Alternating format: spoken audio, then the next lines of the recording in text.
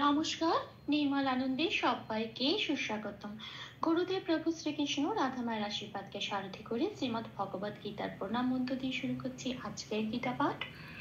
শ্রীকৃষ্ণ হৃদয়ং গীতা সংসার মালনাশিনীম জ্ঞানম ভক্তিম মুক্তিদাত্রীম গীতা দেবীম নমস্তুতে। ওম নমো ভগবতে বাসুদেবায়।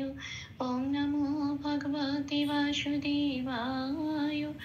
ওম নমো ভগবতে বাসুদেবায়। রাধে রাধে রাধে রাধে রাধে রাধে রাধে রাধে রাধে রাধে। শ্রীমদ্ ভগবত গীতা দ্বিতীয় অধ্যায় শ্লোক নম্বর 46। यावानर्थौतोपाने सर्वतः संप्लुतोदके तावन् सर्वेषु वेदेषु ব্রাহ্মণস্যাভিজানতঃ। আচ্ছা, এখানে প্রথম লাইনে প্রথম পাঠটা হচ্ছে যাবান অর্থ উদপান, এটা আমি বাংলায় বললাম। এবার দেখি এটাকে কিভাবে সংস্কৃততে উচ্চারণ করব, সেই জন্যই একটু প্লাস প্লাস দিয়ে সাজিয়ে নিয়েছি বাংলা হরফে। কোথাও কোথাও লাল দিয়েছি, যে যে জায়গাগুলো অক্ষরের লাল দিয়েছি সেই অক্ষরগুলো চান্টিং এ চলনের সময় উচ্চারিত হবে না, ঠিক তার উপরের ব্র্যাকেটে যে অক্ষরগুলো দেওয়া আছে সেগুলি উচ্চারিত হবে। আচ্ছা, এবার প্রথম পাঠটা দেখি। যাবান অর্থ, যাতে একটু লাল দিয়েছি কেন? কারণ জয়ের উচ্চারণটা পাশের ক্যালেন্ডারে 1 নম্বরে তালিকাভুক্ত করে দেওয়া আছে। সংস্কৃততে হস্যই প্লাস অন্তস্থ ই এইভাবে বলতে হয়। তাহলে এখানে জয় আকার আছে, অন্তস্থ জয় আকার আছে, সেই জন্য অপরের বাকিতে দেওয়া হচ্ছে হস্যই প্লাস অন্তস্থ আকার। তাহলে উচ্চারণটা কি পাবো? যা না বলে কি বলবো? ইয়া। এটা। আচ্ছা, তারপরে আবার আছে বায়ের উচ্চারণটা 2 নম্বরে তালিকাভুক্ত করে দেওয়া আছে। বয়ের উচ্চারণ ও প্লাস ওয়া, ঠোঁট খুলে বলতে হয় ওয়া। এখানে বয় আকার আছে, উপরের ব্র্যাকেটে দেওয়া আছে ও প্লাস আ, তাহলে উচ্চারণটা কি পাবো? ওয়া। তাহলে এরকম করে কি করে যে আবার উচ্চারণটা কি হবে? ইয়া ওয়া, এটা। আচ্ছা, এবার হচ্ছে নর্থ।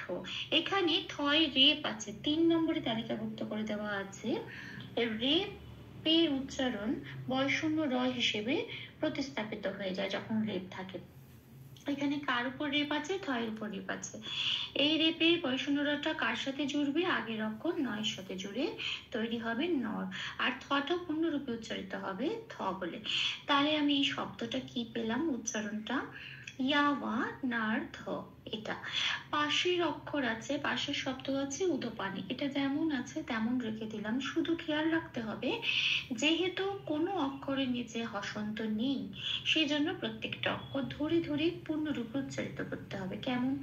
যেমন এখানে উদ বলতে পারবো না, কারণ দয় হসন্ত নেই। এখানে উদু, এই দু বলে দ কে দ বলে উচ্চারণ করতে হবে, উদো পানি, এটা। তাহলে প্রথম পাঠটা কি পেলাম? ইয়াওয়া নার্থ উদু পানি। আসি পরের পাঠে। সর্বত, এখানে একটা বিসর্গ আছে, সংপ্লুত দকে, এটা। দেখি কিভাবে সংস্কৃততে উচ্চারণ করব। বয় রেপ আছে, 3 নম্বরে তালিকাভুক্ত করে দেওয়া আছে। রেপটা রয় হসন্ত হিসেবে আগের অক্ষর দন্তেশ্বরের সাথে জুড়ে উচ্চারিত হবে। স্যার, বটা ফ্রি হয়ে গেল। বয় লাল দিয়েছি কেন? বয়ের উচ্চারণটা হবে কি? 2 নম্বরে তালিকাভুক্ত করে দেওয়া আছে ও প্লাস ওয়া, তাহলে পেলাম স্যার ওয়া। আচ্ছা, তটা যেমন আছে তেমন পূর্ণরূপে উচ্চারিত হবে, কিন্তু তার পাশে বিসর্গ আছে। মনে রাখতে হবে এই বিসর্গটা কিন্তু শব্দের প্রথমে আছে, এটা মানে প্রথম শব্দ। প্রথম শব্দের শেষে বিসর্গ থাকলে সেই বিসর্গ কিন্তু পূর্ণ হ রূপে উচ্চারিত হয় না, সেখানে অর্ধ হ হয়। অর্ধ হ মানে কি? হয় হসন্ত। হয় হসন্ত দিলে কি হবে? সেটা আগের অক্ষরের সাথে জুড়ে সেটা উচ্চারিত হবে। পূর্ণ হ হলে সে হ বলে উচ্চারিত হতো নিজে নিজে, কিন্তু এটা যেহেতু অর্ধ হ হয় হসন্ত, সেই জন্য আগের অক্ষর তয়ের সাথে জুড়ে উচ্চারিত হয়ে হবে ত। ত হো এটা নয়, তহ। এই যে তহ বললাম, হয় হসন্তটা তয়ের সাথে জুড়ে উচ্চারিত হয়ে গেল।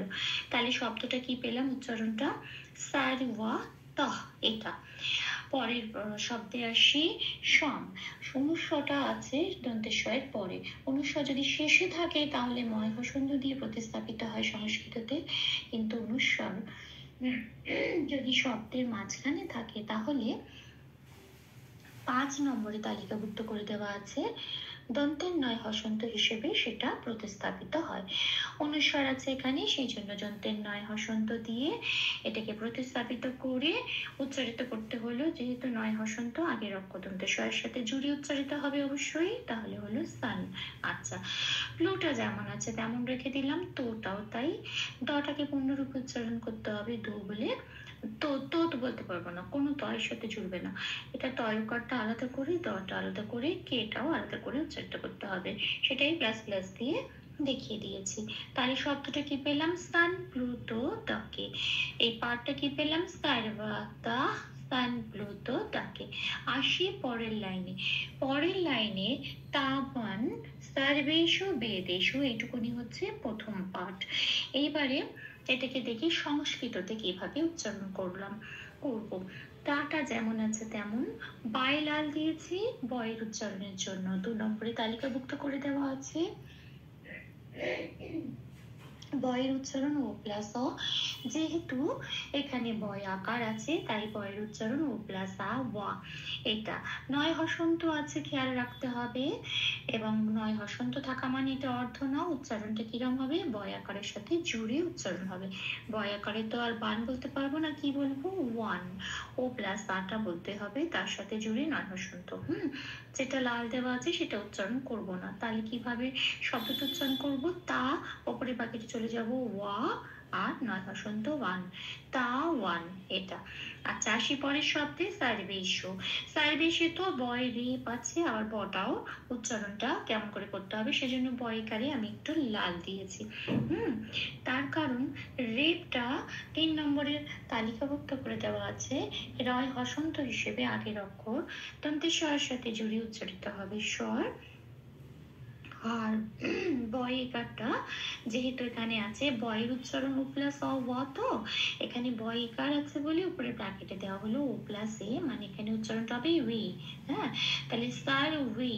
হ্যাঁ, এটা সুটা যেমন আছে তেমন। তাহলে শব্দটা কি পেলাম? সার উই সু, এটা। আচ্ছা, এবার আছে বেদেশু। বেদেশু তো একই রকম আগের মতো, ও প্লাস এ ওয়ে। দেটা যেমন আছে তেমন, সুটা যেমন আছে তেমন। তাহলে সেকেন্ড লাইনের প্রথম পার্টটার উচ্চারণ কিরকম হলো? তাওয়ান সার্বেষু বেদেশু, এটা। আচ্ছা, আসি শেষ পার্টে। ব্রাহ্মণস্য বিজানাতা, এখানে একটা বিসর্গ আছে, এটা আমার শেষ পার্ট। দেখি কিভাবে এটাকে সংস্কৃততে উচ্চারণ করব।